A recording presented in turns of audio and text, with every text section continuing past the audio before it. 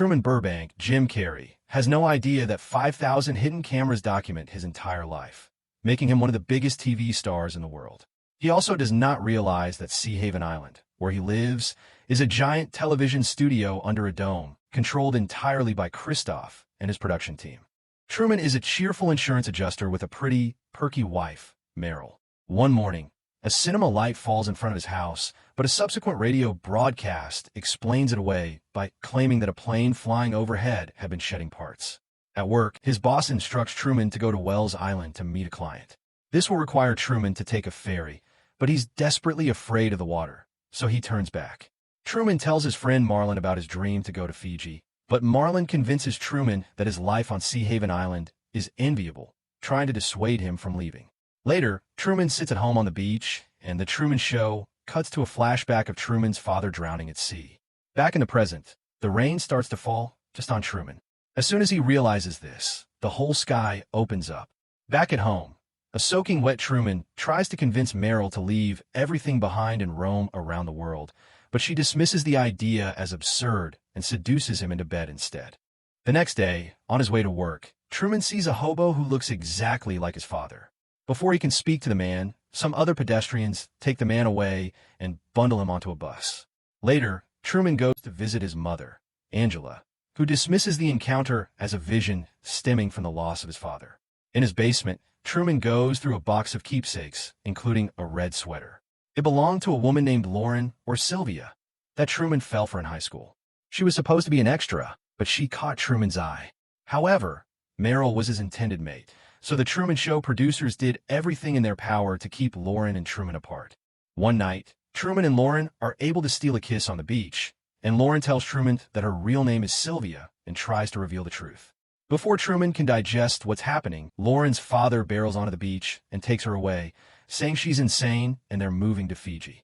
Truman's viewers at the Truman Bar are still invested in this romantic storyline, just like Truman himself. Next day, Truman overhears the production walkie-talkies on his radio, describing his exact location. He is paranoid now, despite the radio announcer's explanation that there was an interference with a police scanner. Truman does not go into the office and wanders around Sea Haven instead, finally noticing all the strange things happening around him that he never saw before. He tries to talk to Marlin, who treats Truman like he is unraveling. Truman, however, insists that he's going away for a while. The next morning, he follows Meryl to work, forcing her and the actors playing doctors to bumble their way through a fake surgery. Truman leaves a message for Meryl to say that he's going to Fiji. Truman tries many different methods to get out of Sea Haven, but Christoph is able to stop him at every turn.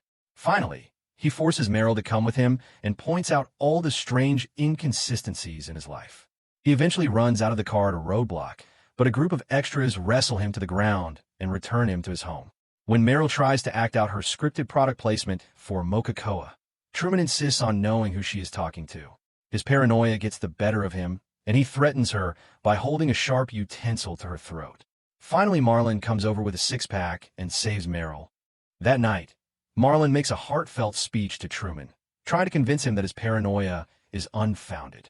However, Christoph is telling Marlin exactly what to say through an earpiece, including, "I would never lie to you, Truman." Marlin reveals that Truman was, indeed, right about his father.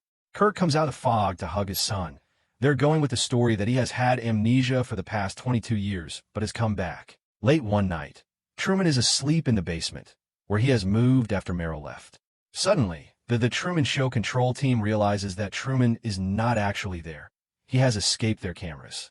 Christoph cuts transmission for the first time. They mount an island-wide search, and Christoph even turns on the sun to make it easier.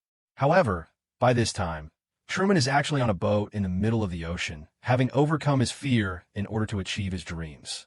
Christoph creates a massive storm and seems to be ready to kill Truman to keep him from figuring out the truth. Eventually, Christoph is forced to introduce himself to Truman, only as a voice from the sky. He tries to prevent Truman from leaving the safety of Sea Haven, saying that what lies outside is sick and dangerous. Truman, however, tells Christoph that he never had cameras in his head and doesn't know Truman as well as he thinks he does. Truman then steps off the set for the first and last time. His loyal viewership applauds, celebrates, and changes the channel, looking for something else to watch.